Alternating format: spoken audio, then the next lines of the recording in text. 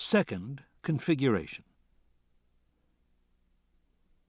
Self-organization elaborates in complexity as the system advances toward the chaotic edge. Ian Malcolm. Clues. Thorne unlocked the door to Levine's apartment and flicked on the lights. They stared, astonished. Arby said, "It looks like a museum." Levine's two-bedroom apartment was decorated in a vaguely Asian style, with rich wooden cabinets and expensive antiques. But the apartment was spotlessly clean, and most of the antiques were housed in plastic cases. Everything was neatly labeled. They walked slowly into the room. "Does he live here?" Kelly said.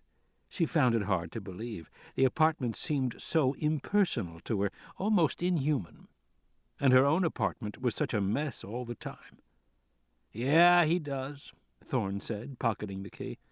"It always looks like this. It's why he can never live with a woman. He can't stand to have anybody touch anything."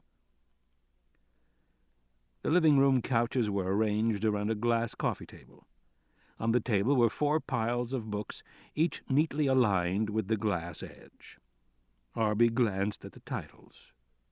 Catastrophe Theory and Emergent Structures, Inductive Processes in Molecular Evolution, Cellular Automata, Methodology of Nonlinear Adaptation, Phase Transition in Evolutionary Systems. There were also some older books with titles in German. Kelly sniffed the air. "Something cooking?" "I don't know," Thorne said. He went into the dining room. Along the wall he saw a hot plate with a row of covered dishes. They saw a polished wood dining table with a place set for one, silver and cut glass. Soup steamed from a bowl. Thorne walked over and picked up a sheet of paper on the table and read, "Lobster bisque, baby organic greens, seared ahi tuna." A yellow post-it was attached. "Hope your trip was good, Romelia." "Wow," Kelly said. "You mean somebody makes dinner for him every day?" "I guess," Thorne said. He didn't seem impressed. He shuffled through a stack of unopened mail that had been set out beside the plate. Kelly turned to some faxes on a nearby table. The first one was from the Peabody Museum at Yale in New Haven. "Is this German?" she said, handing it to Thorne. "Dear Dr. Levine, your requested document Geschichtliche Forschungsarbeiten über die Geologie Zentralamerikas 1922 to 1929 has been sent by Federal Express today. Thank you. Signed, Dina Scrumbus, archivist." "I can't read it," Thorne said, "but I think it's something researches on the geology of Central America. And it's from the 20s, not exactly hot news." "I wonder why he wanted it," she said. Thorne didn't answer her. He went into the bedroom. The bedroom had a spare, minimal look. The bed a black futon, neatly made. Thorne opened the closet doors and saw racks of clothing, everything pressed, neatly spaced, much of it in plastic. He opened the top dresser drawer and saw socks folded, arranged by color. "I don't know how he can live like this," Kelly said. "Nothing to it," Thorne said. "All you need is servants." He opened the other drawers quickly, one after another. Kelly wandered over to the bedside table. There were several books there. The one on top was very small and yellowing with age. It was in German. The title was Die 5 Todesarten. She flipped through it, saw colored pictures of what looked like Aztecs in colorful costumes. It was almost like an illustrated children's book, she thought. Underneath were books and journal articles with the dark red cover of the Santa Fe Institute. Genetic Algorithms and Heuristic Networks, Geology of Central America, Tessellation Automata of Arbitrary Dimension. The 1989 annual report of the InGen Corporation. And next to the telephone she noticed a sheet of hastily scribbled notes. She recognized the precise handwriting as Levine's. It said, Site B, Volcanische, Tacaño, Nublar, 1 of 5 deaths in mountains? No. Maybe Gutierrez. Careful.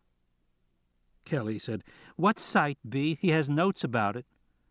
Thorne came over to look. "Volcanische," he said. "That means volcanic, I think.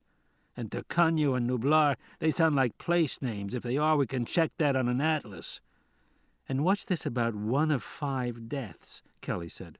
"Damned if I know," he said. They were staring at the paper when Arby walked into the bedroom and said, "What's Site B?" Thorne looked up. "Why?" "You better see his office," Arby said. Levine had turned the second bedroom into an office. It was like the rest of the apartment, admirably neat. There was a desk with papers laid out in tidy stacks alongside a computer covered in plastic. But behind the desk there was a large corkboard that covered most of the wall, and on this board Levine had tacked up maps, charts, newspaper clippings, Landsat images, and aerial photographs. At the top of the board was a large sign that said, "Site B?" Alongside that was a blurred, curling snapshot of a bespectacled Chinese man in a white lab coat standing in the jungle beside a wooden sign that said, "Site B." His coat was unbuttoned, and he was wearing a T-shirt with lettering on it. Alongside the photo was a large blow-up of the T-shirt, as seen in the original photograph. It was hard to read the lettering, which was partly covered on both sides by the lab coat, but the shirt seemed to say, "Ngen Site B, Research Facility." In neat handwriting, Levine had noted, "Ngen Site B Research Facility? Where?" Just below that was a page cut from the InGen annual report. A circled paragraph read, "In addition to its headquarters in Palo Alto, where InGen maintains an ultra-modern 200,000-square-foot research laboratory, the company runs 3 field laboratories around the world. A geological lab in South Africa, where amber and other biological specimens are acquired, a research farm in the mountains of Costa Rica, where exotic varieties of plants are grown, and a facility on the island of Isla Nublar, 120 miles west of Costa Rica." Next to that, Levine had written, "No B. Liars." Arby said, "He's really obsessed with Site B." "I'll say," Thorne said, "and he thinks it's on an island somewhere." Peering closely at the board, Thorne looked at the satellite images. He noticed that although they were printed in false colors at various degrees of magnification, they all seemed to show the same general geographical area, a rocky coastline and some islands offshore. The coastline had a beach and encroaching jungle. It might be Costa Rica, but it was impossible to say for sure. In truth, it could be any of a dozen places in the world. "He said he was on an island," Kelly said. "Yes," Thorne shrugged, "but that doesn't help us much." He stared at the board. "There must be 20 islands here, maybe more." Thorne looked at a memo near the bottom. "Site B, to all departments of Minder of Press Avoiden after marketing, long-term marketing plan, marketing of proposed resort facilities requires that full complexity of JP technology not be announced. Mr. Hammond wishes to remind all departments that production facility will not be subject of any press release at any time. Production manufacturing facility cannot reference to production island Isla S in-house reference only, strict press guidelines." "This is weird," he said. "What do you make of this?" Arby came over and looked at it thoughtfully. "All these missing letters and garbage," Thorne said. "Does it make any sense to you?" "Yes," Arby said. He snapped his fingers and went directly to Levine's desk. There he pulled the plastic cover off the computer and said, "I thought so." The computer on Levine's desk was not the modern machine that Thorne would have expected. This computer was several years old, large and bulky, its cover scratched in many places. It had a black stripe on the box that said Design Associates Incorporated. And lower down, right by the power switch, a shiny little metal tag that said Property International Genetics Technology Incorporated, Palo Alto, California. "What's this?" Thorne said. "Levine has an InGen computer?" "Yes," Arby said. "He sent us to buy it last week. They were selling off computer equipment." "And he sent you?" Thorne said. "Yeah, me and Kelly. He didn't want to go himself. He's afraid of being followed." "But this thing's a CAD-CAM machine, and it must be 5 years old," Thorne said. CAD-CAM computers were used by architects, graphic artists, and mechanical engineers. "Why would Levine want it?" "He never told us," Arby said, flipping on the power switch. "But I know now." "Yes?" "That memo," Arby said, nodding to the wall. "You know why it looks that way? It's a recovered computer file. Levine's been recovering InGen files from this machine." As Arby explained it, all the computers that InGen sold that day had had their hard drives reformatted to destroy any sensitive data on the disks. But the CAD-CAM machines were an exception. These machines all had special software installed by the manufacturer. The software was keyed to individual machines using individual code references. That made these computers awkward to reformat because the software would have to be reinstalled individually, taking hours. "So they didn't do it," Thorne said. "Right," Arby said. "They just erased the directory and sold them." "And that means the original files are still on the disk." "Right." The monitor glowed. The screen said, "Total recovered files, 2,387. "Jeez," Arby said. He leaned forward, staring intently, fingers poised over the keys. He pushed the directory button, and row after row of file names scrolled down. Thousands of files in all. Thorne said, "How are you going to—" "Give me a minute here," Arby said, interrupting him. Then he began to type rapidly. "Okay, Arb," Thorne said. He was amused by the imperious way Arby behaved whenever he was working with a computer. He seemed to forget how young he was. His usual diffidence and timidity vanished. The electronic world was really his element, and he knew he was good at it.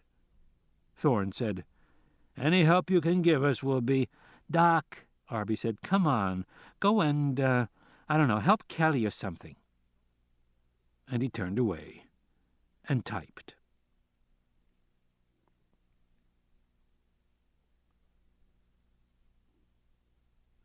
Raptor. The velociraptor was 6 feet tall and dark green. Poised to attack, it hissed loudly, its muscular neck thrust forward, jaws wide. Tim, one of the modelers, said, "What do you think, Dr. Malcolm?" "No menace," Malcolm said, walking by. He was in the back wing of the biology department on his way to his office. "No menace?" Tim said. "They never stand like this, flat-footed on 2 feet. Give him a book." He grabbed a notebook from a desk and placed it in the forearms of the animal. "And he might be singing a Christmas carol." "Gee," Tim said. "I didn't think it was that bad."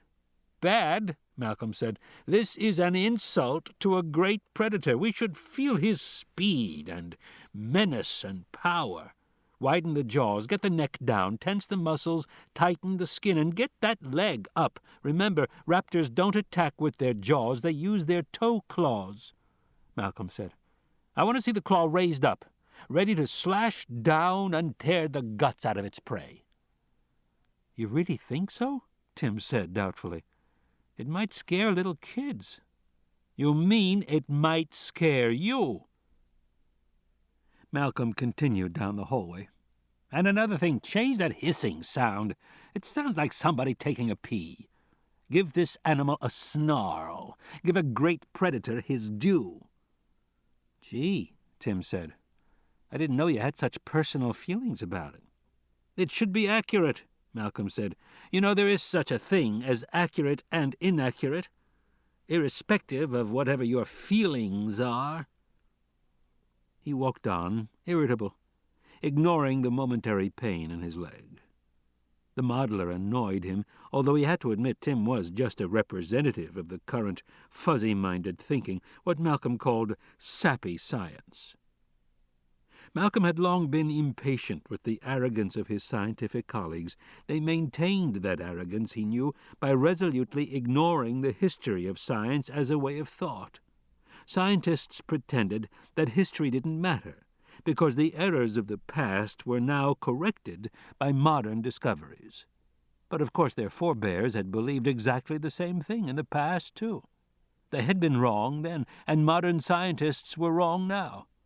No episode of science history proved it better than the way dinosaurs had been portrayed over the decades.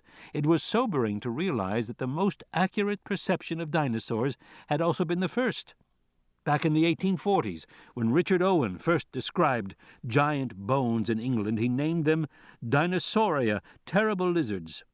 That was still the most accurate description of these creatures, Malcolm thought. They were indeed like lizards, and they were terrible. But since Owen, the scientific view of dinosaurs had undergone many changes. Because the Victorians believed in the inevitability of progress, they insisted that the dinosaurs must necessarily be inferior. Why else would they be extinct?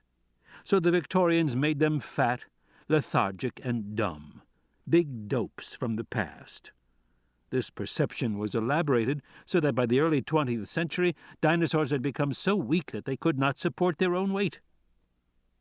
Apatosaurs had to stand belly-deep in water or they would crush their own legs.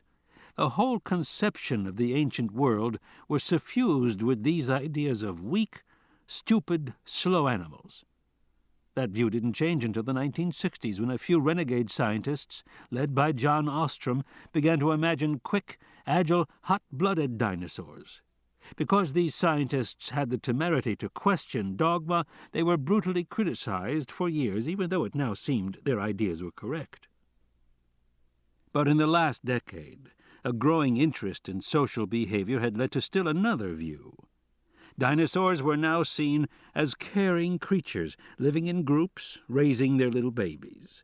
They were good animals, even cute animals. The big sweeties had nothing to do with their terrible fate, which was visited on them by Alvarez's meteor. And that new sappy view produced people like Tim, who were reluctant to look at the other side of the coin, the other face of life.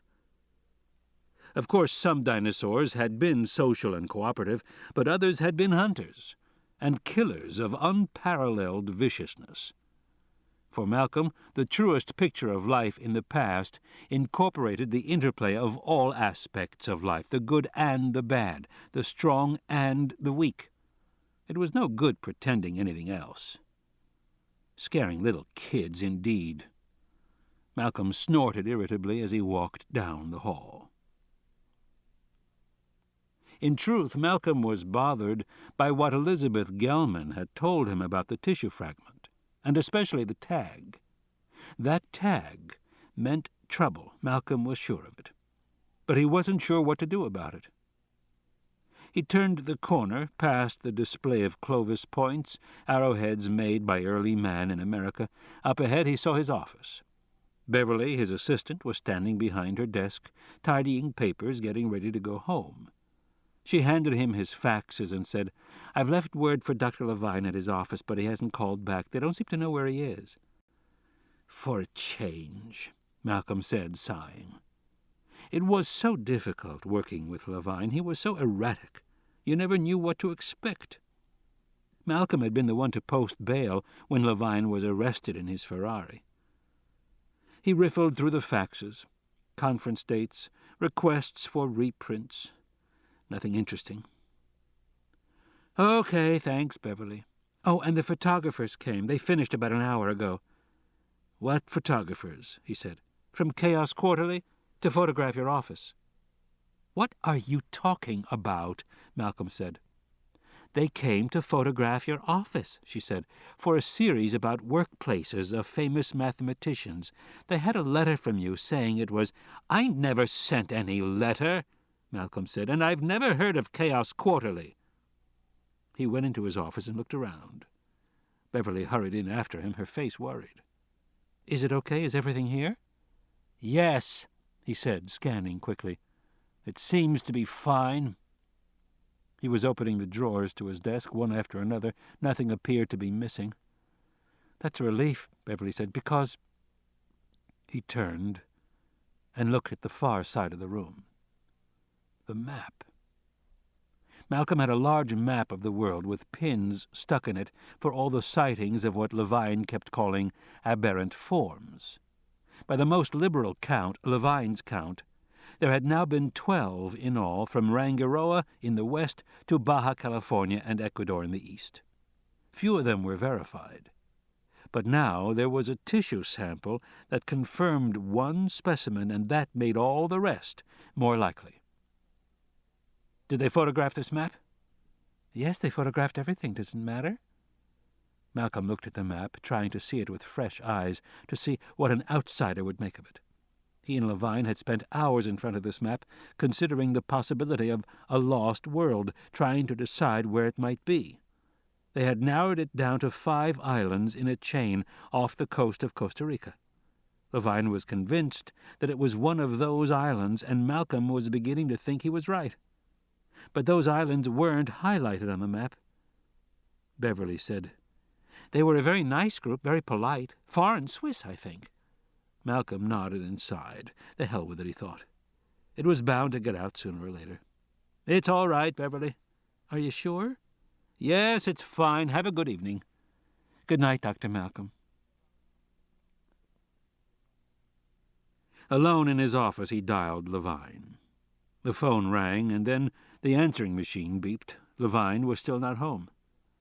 "Richard, are you there? If you are, pick up. It's important." He waited. Nothing happened. "Richard, it's Ian. Listen, we have a problem. The map is no longer secure.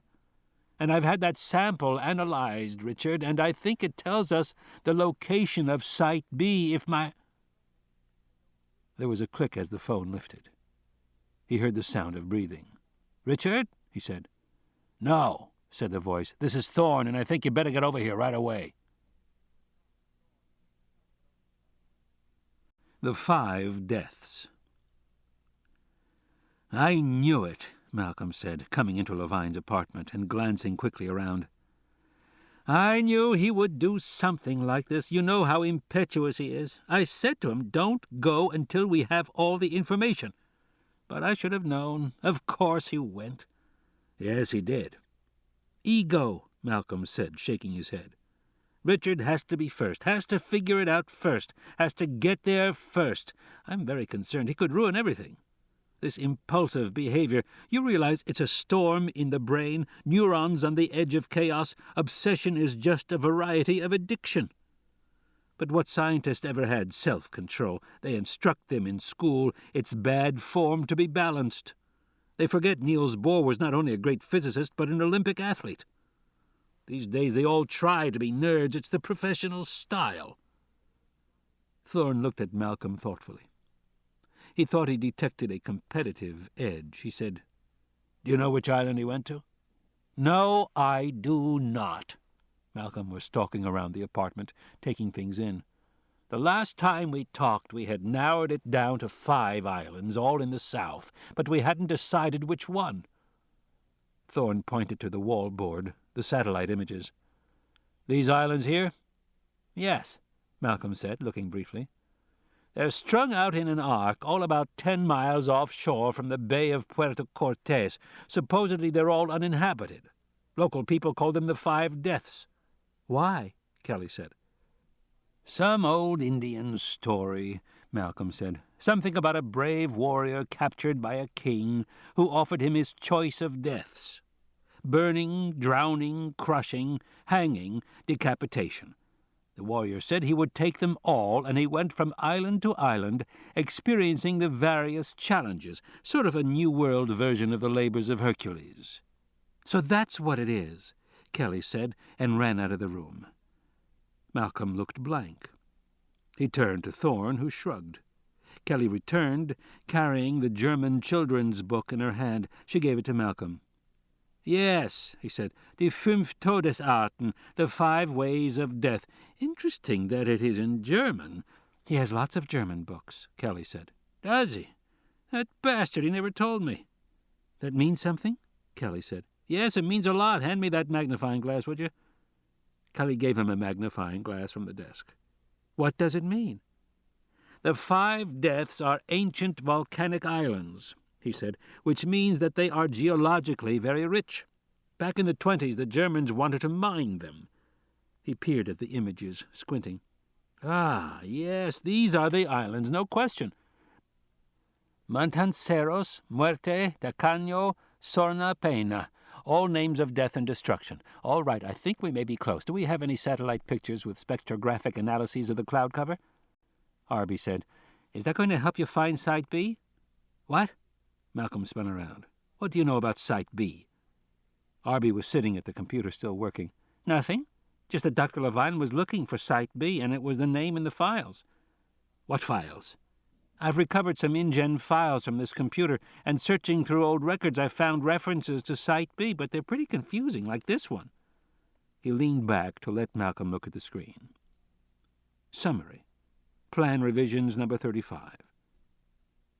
Production, Site B. Air handlers, grade 5 to grade 7. Lab structure, 400 cmm to 510 cmm. Biosecurity, level PK3 to level PK5.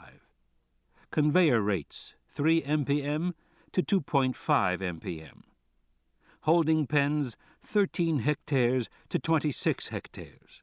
Staff queue, 17 for administrative to 19 for administrative. COM protocol, ET VX to RDT VX. Malcolm frowned. Curious, but not very helpful. It doesn't tell us which island, or even if it's on an island at all. What else have you got? Well, Arby flicked keys. Let's see, there's this. Site B Island Network Nodal Points, Malcolm said. Okay, so it's an island. And Site B has a network, but a network of what? Computers? Arby said. I don't know. Maybe a radio network. For what purpose? Malcolm said. What would a radio network be used for? This isn't very helpful. Arby shrugged. He took it as a challenge. He began typing furiously again, then said, Wait, here's another one. If I can just format it. There. Got it.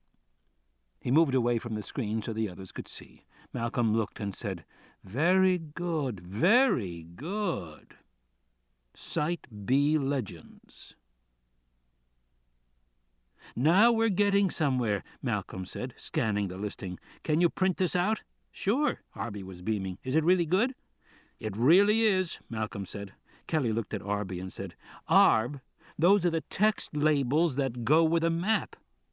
Yeah, I think so. Pretty neat, huh? He pushed a button, sending the image to the printer. Malcolm peered at the listing some more, then turned his attention back to the satellite maps, looking closely at each one with the magnifying glass. His nose was just inches from the photographs. Arb, Kelly said, don't just sit there. Come on. Recover the map. That's what we need. I don't know if I can, Arby said. It's a proprietary 32-bit format. I mean, it's a big job. Stop whining, Arb. Just do it. Never mind, Malcolm said. He stepped away from the satellite images pinned on the wall. It's not important. It's not? Arby said, a little wounded. No, Arby, you can stop, because from what you've already discovered, I am quite certain we can identify the island right now.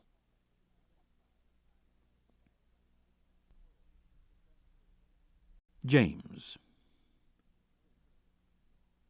Ed James yawned and pushed the earpiece tighter into his ear. He wanted to make sure he got all this. He shifted in the driver's seat of his gray Taurus, trying to get comfortable, trying to stay awake. The small tape recorder was spinning in his lap next to his notepad and the crumpled papers from 2 Big Macs. James looked across the street at Levine's apartment building. The lights were on in the 3rd-floor apartment. And the bug he had placed there last week was working fine. Through his earpiece he heard one of the kids say how And then the crippled guy, Malcolm, said, the essence of verification is multiple lines of reasoning that converge at a single point. Meaning what? The kid said. Malcolm said, just look at the Landsat pictures. On his notepad, James wrote, Landsat. We already looked at those, the girl said. James felt foolish not to have realized earlier that these two kids were working for Levine. He remembered them well. They were in the class Levine taught. There was a short black kid and a gawky white girl. Just kids, maybe 11 or 12. He should have realized. Not that it mattered now, he thought. He was getting the information anyway. James reached across the dashboard and plucked out the last 2 French fries and ate them, even though they were cold. Okay, he heard Malcolm say, it's this island here. This is the island Levine went to. The girl said doubtfully, you think so? This is Isla Sorna. James wrote, Isla Sorna. That's our island, Malcolm said. Why? 3 independent reasons. First, it's privately owned, so it hasn't been thoroughly searched by the Costa Rican government. Second, privately owned by whom? By the Germans, who leased rights to mineral excavations back in the 1920s. All the German books. Exactly. Third, from Arby's list and from another independent source, it is clear that there is volcanic gas located at Site B. So, which islands have volcanic gas? Take the magnifying glass and look for yourself. Turns out only one island does. You mean this here? The girl said. Right, that's volcanic smoke. How do you know?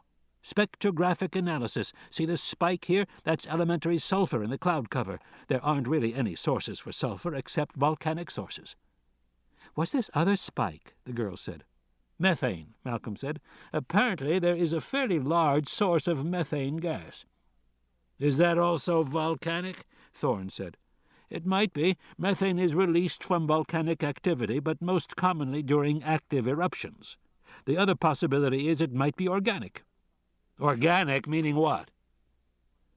Large herbivores and... Then there was something that James couldn't hear, and the kid said, Do you want me to finish this recovery or not? He sounded annoyed. No, Thorne said. Never mind now, Arby. We know what we have to do. Let's go, kids. James looked up at the apartment and saw the lights being turned off. A few minutes later, Thorne and the kids appeared at the front entrance on the street level. They got in a jeep and drove off. Malcolm went to his own car, climbed in awkwardly, and drove away in the opposite direction. James considered following Malcolm, but he had something else to do now. He turned on the car ignition, picked up the phone, and dialed.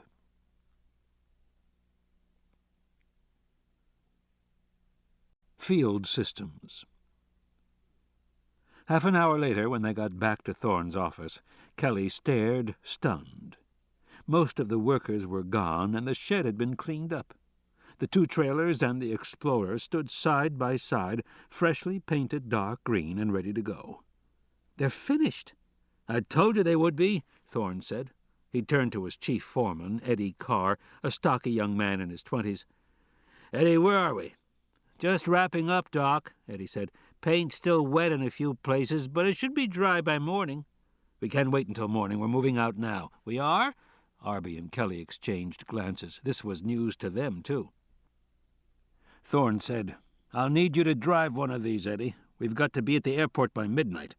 But I thought we were field testing. No time for that. We're going right to the location. The front door buzzed. That'll be Malcolm, probably. He pushed the button to unlock the door. You're not going to field test? Eddie said with a worried look. I think you better shake them down, Doc. We made some pretty complex modifications here, and... There's no time, Malcolm said, coming in. We have to go right away. He turned to Thorne. I'm very worried about him. Eddie, Thorne said, did the exit papers come in? Oh, sure, we've had them for the last 2 weeks.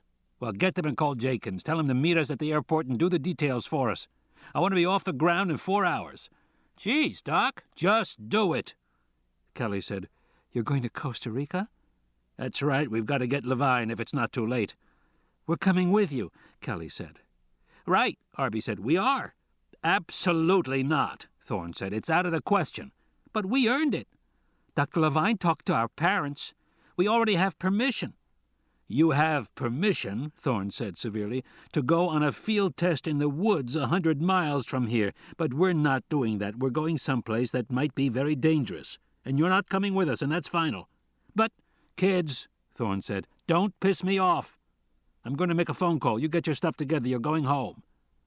Then he turned and walked away. "Gee," Kelly said. Arby stuck his tongue out at the departing Thorne and muttered, "What an asshole." "Get with the program, Arby," Thorne said, not looking back. "You two guys are going home, period." He went into his office and slammed the door. Arby stuck his hands in his pockets. "They couldn't have figured it out without our help." "I know, Arb," she said, "but we can't make him take us." They turned to Malcolm. "Dr. Malcolm, can you please—" "Sorry," Malcolm said, "I can't." "But the answer is no, kids. It's just too dangerous." Dejected, they drifted over to the vehicles, gleaming beneath the ceiling lights.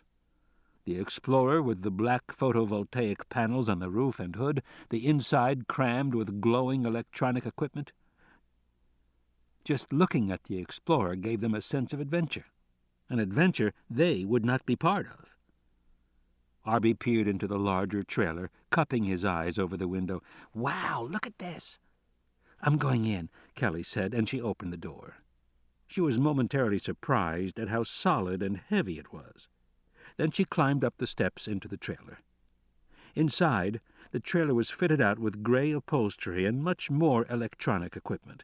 It was divided into sections for different laboratory functions.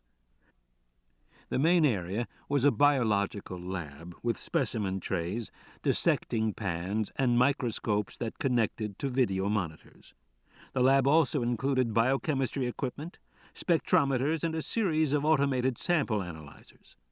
Next to it there was an extensive computer section, a bank of processors, and a communications section. All the lab equipment was miniaturized and built into small tables that slid into the walls and then bolted down. "This is cool," Arby said. Kelly didn't answer. She was looking closely at the lab. Dr. Levine had designed this trailer, apparently, with a very specific purpose. There was no provision for geology or botany or chemistry or lots of other things that a field team might be expected to study. It wasn't a general scientific lab at all. There really seemed to be just a biology unit and a large computer unit. Biology and computers, period. What had this trailer been built to study? Set in the wall was a small bookshelf, the books held in place with a Velcro strap. She scanned the titles. Modeling Adaptive Biological Systems, Vertebrate Behavioral Dynamics, Adaptation in Natural and Artificial Systems, Dinosaurs of North America, Pre-Adaptation and Evolution. It seemed like a strange set of books to take on a wilderness expedition. If there was a logic behind it, she didn't see it. She moved on. At intervals along the walls, she could see where the trailer had been strengthened. Dark carbon honeycomb strips ran up the walls. She had overheard Thorne saying it was the same material used in supersonic jet fighters, very light and very strong. And she noticed that all the windows had been replaced with that special glass with fine wire mesh inside it. Why was the trailer so strong? It made her a little uneasy when she thought about it. She remembered the telephone call with Dr. Levine earlier in the day. He had said he was surrounded. Surrounded by what? He had said, "I can smell them, especially at night." What was he referring to? Who was them? Still uneasy, Kelly moved toward the back of the trailer, where there was a homey little living area, complete with gingham curtains on the windows. Compact kitchen, a toilet, and 4 beds. Storage compartments above and below the beds. There was even a little walk-in shower. It was nice. From there she went through the accordion pleating that connected the 2 trailers. It was a little bit like the connection between 2 railway cars. A short transitional passage. She emerged inside the second trailer, which seemed to be mostly utility storage, extra tires, spare parts, more lab equipment, shelves and cabinets. All the extra supplies that meant an expedition to some far-off place. There was even a motorcycle hanging off the back of the trailer. She tried some of the cabinets, but they were locked. But even here there were extra reinforcing strips as well. This section had also been built especially strong. Why, she wondered. Why so strong? "Look at this," Arby said, standing before a wall unit. It was a complex of glowing LED displays and lots of buttons, and looked to Kelly like a complicated thermostat. "What does it do?" Kelly said. "Monitors the whole trailer," he said. "You can do everything from here, all the systems, all the equipment. And look, there's TV." He pushed a button, and a monitor glowed to life. It showed Eddie walking toward them across the floor. "And hey, what's this?" Arby said. At the bottom of the display was a button with a security cover. He flipped the cover open. The button was silver and said DEF. "Hey, I bet this is that bear defense he was talking about." A moment later, Eddie opened the trailer door and said, "You better stop that. You'll drain the batteries. Come on now. You heard what the doc said. Time for you kids to go home." Kelly and Arby exchanged glances. "Okay," Kelly said. "We're going." Reluctantly, they left the trailer. They walked across the shed to Thorne's office to say goodbye. Arby said, "I wish he'd let us go." "Me too." "I don't want to stay home for break," he said. "They're just going to be working all the time." He meant his parents. "I know." Kelly didn't want to go home either. This idea of a field test during spring break was perfect for her because it got her out of the house and out of a bad situation. Her mother did data entry in an insurance company during the day, and at night she worked as a waitress at Denny's. So her mom was always busy at her jobs, and her latest boyfriend, Phil, tended to hang around the house a lot at night. It had been okay when Emily was there, too, but now Emily was studying nursing at the community college, so Kelly was alone in the house, and Phil was sort of creepy. But her mother liked Phil, so she never wanted to hear Kelly say anything bad about him. She just told Kelly to grow up. So now Kelly went to Thorne's office, hoping against hope that at the last minute he would relent. He was on the phone, his back to them. On the screen of his computer, they saw one of the satellite images they had taken from Levine's apartment. Thorne was zooming in on the image, successive magnifications. They knocked on the door, opened it a little. "Bye, Dr. Thorne." "See you, Dr. Thorne." Thorne turned, holding the phone to his ear. "Bye, kids." He gave a brief wave. Kelly hesitated. "Listen, could we just talk to you for a minute about—" Thorne shook his head. "No." "But—" "No, Kelly." "I've got to place this call now," he said. "It's already 4 a.m. in Africa, and in a little while she'll go to sleep." "Who?" "Sarah Harding." "Sarah Harding is coming too?" she said, lingering at the door. "I don't know," Thorne shrugged. "Have a good vacation, kids. See you in a week. Thanks for your help. Now get out of here." He looked across the shed. "Eddie, the kids are leaving. Show them to the door and lock them out. Get me those papers and pack a bag. You're coming with me." Then, in a different voice, he said, "Yes, operator, I'm still waiting." And he turned away.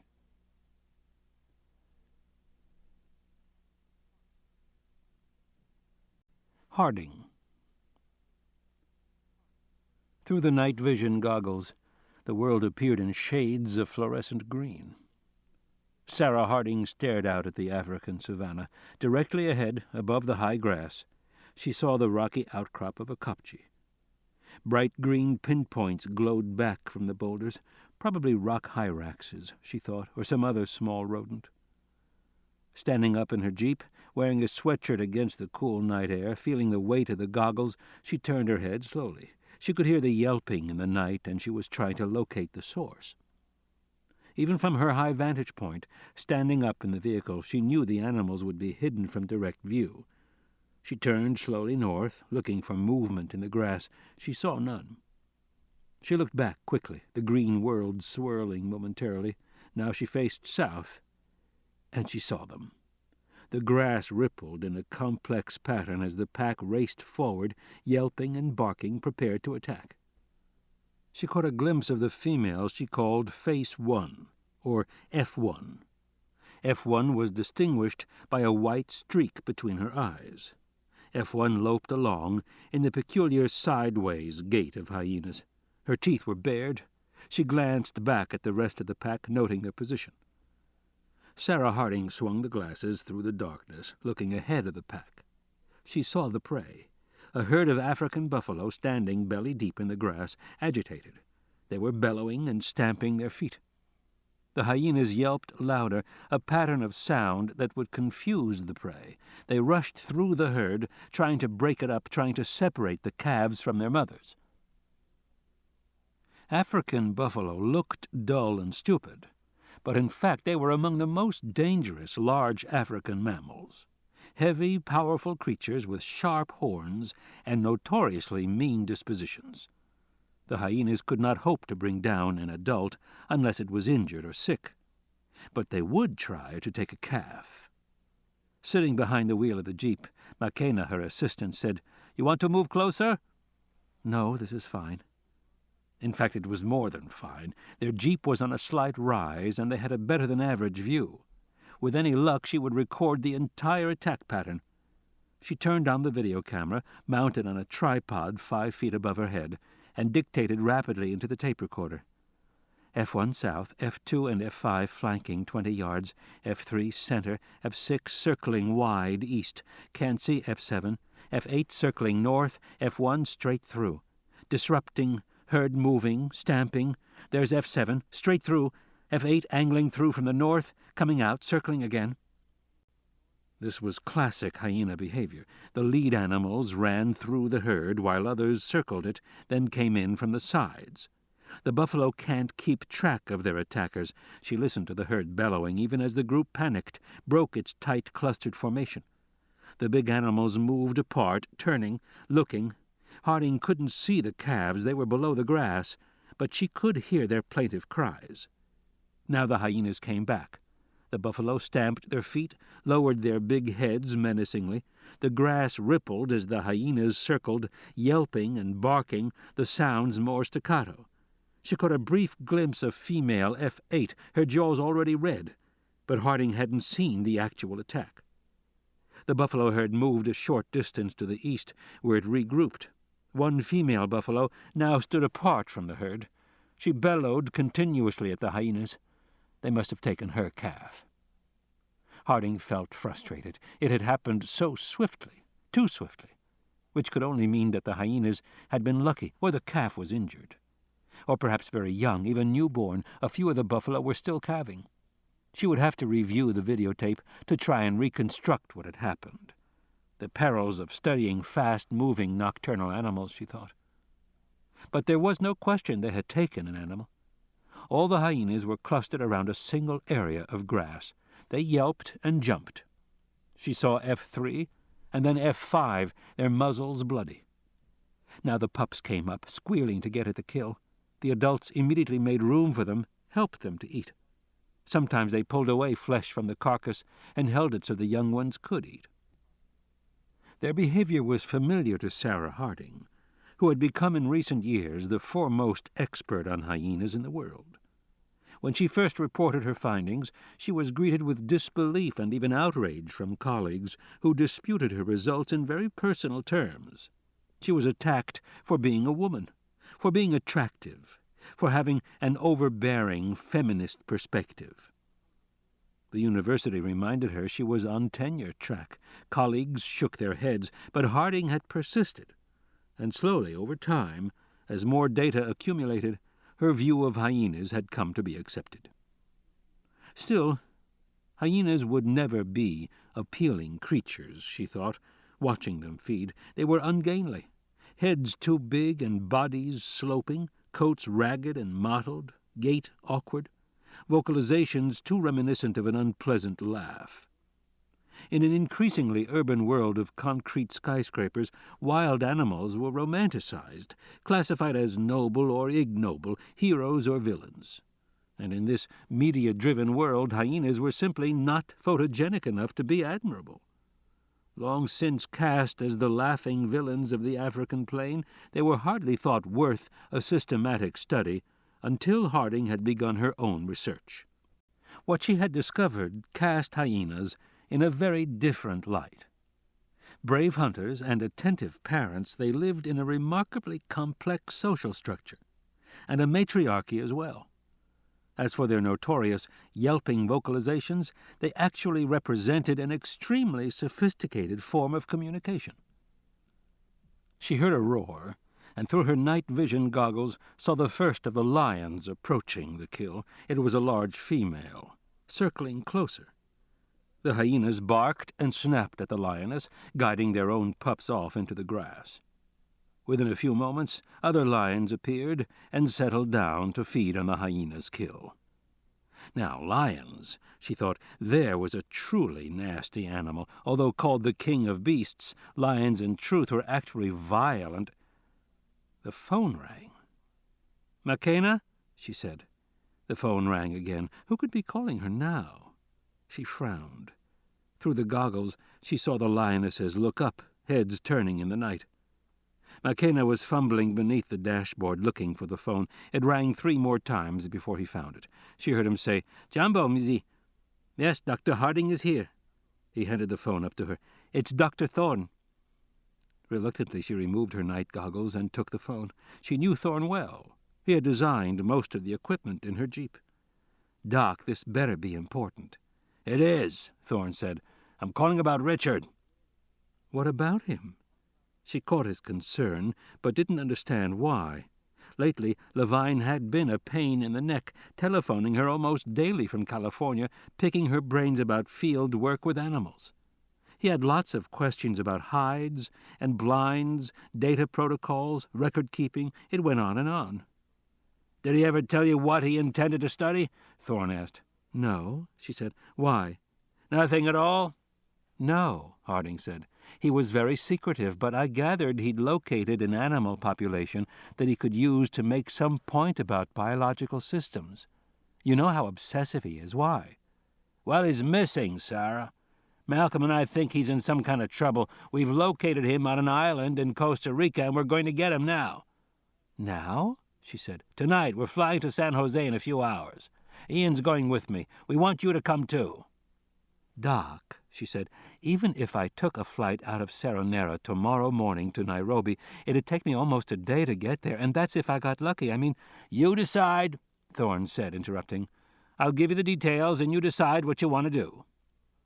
He gave her the information, and she wrote it on the notepad strapped to her wrist. Then Thorne rang off. She stood staring out at the African night, feeling the cool breeze on her face.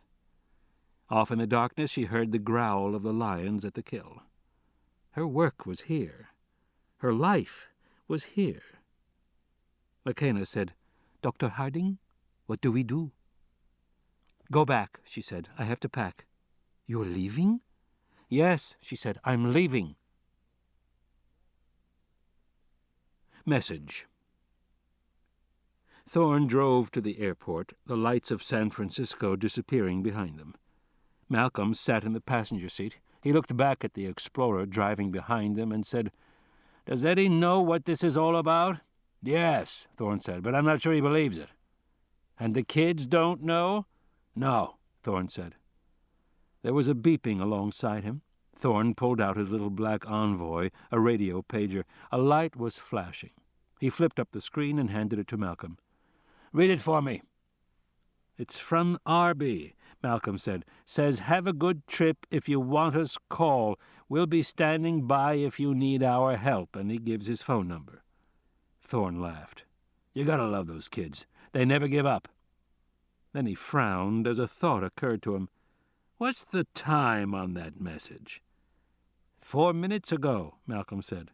"Came in via Netcom." "Okay, just checking."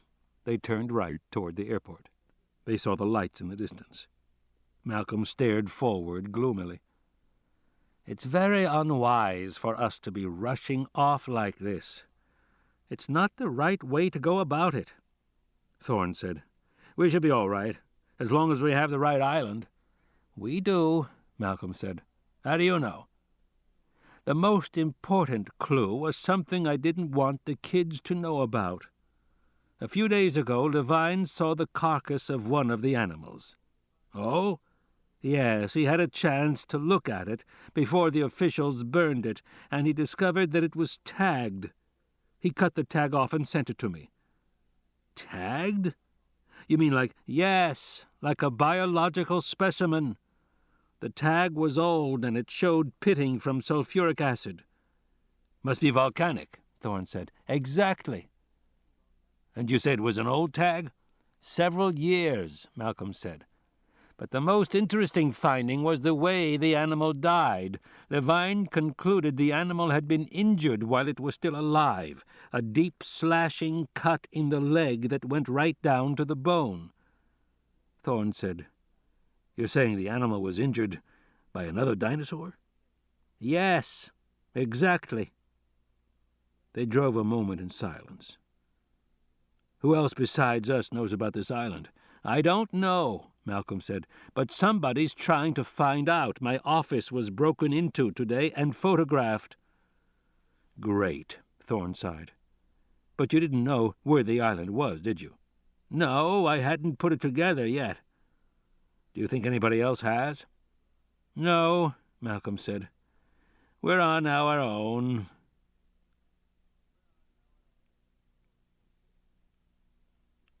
Exploitation. Louis Dodgson threw open the door marked Animal Quarters, and immediately all the dogs began barking.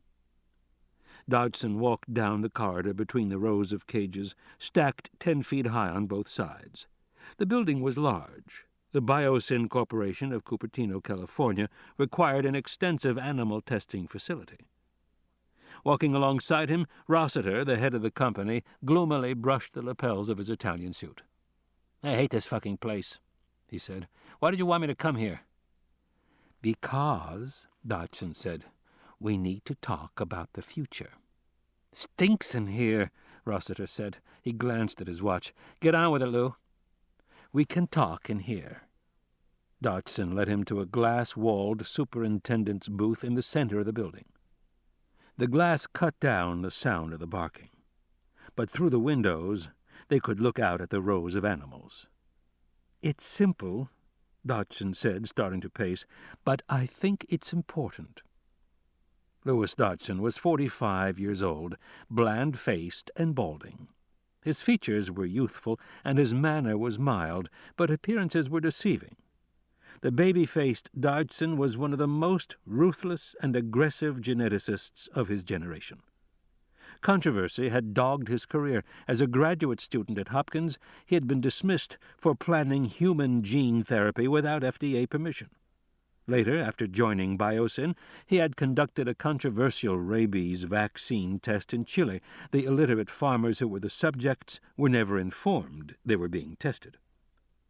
In each case, Dodgson explained that he was a scientist in a hurry and could not be held back by regulations drawn up for lesser souls. He called himself results-oriented, which really meant he did whatever he considered necessary to achieve his goal. He was also a tireless self-promoter. Within the company, Dodgson presented himself as a researcher, even though he lacked the ability to do original research and had never done any. His intellect was fundamentally derivative. He never conceived of anything until someone else had thought of it first. He was very good at developing research, which meant stealing someone else's work at an early stage. In this he was without scruple and without peer. For many years he had run the reverse engineering section at Biosyn, which in theory examined competitors' products and determined how they were made. But in practice, reverse engineering involved a great deal of industrial espionage. Rossiter, of course, had no illusions about Dodgson. He disliked him and avoided him as much as possible. Dodgson was always taking chances, cutting corners. He made Rossiter uneasy. But Rossiter also knew that modern biotechnology was highly competitive. To stay competitive, every company needed a man like Dodgson, and Dodgson was very good at what he did. "I'll come right to the point," Dodgson said, turning to Rossiter. "If we act quickly, I believe we have an opportunity to acquire the InGen technology." Rossiter sighed. "Not again." "I know, Jeff. I know how you feel. I admit there is some history here." "History? The only history is you failed. Time and again. We've tried this, back door and front door. Hell, we even tried to buy the company when it was in Chapter 11 because you told us it would be available, but it turned out it wasn't. The Japanese wouldn't sell."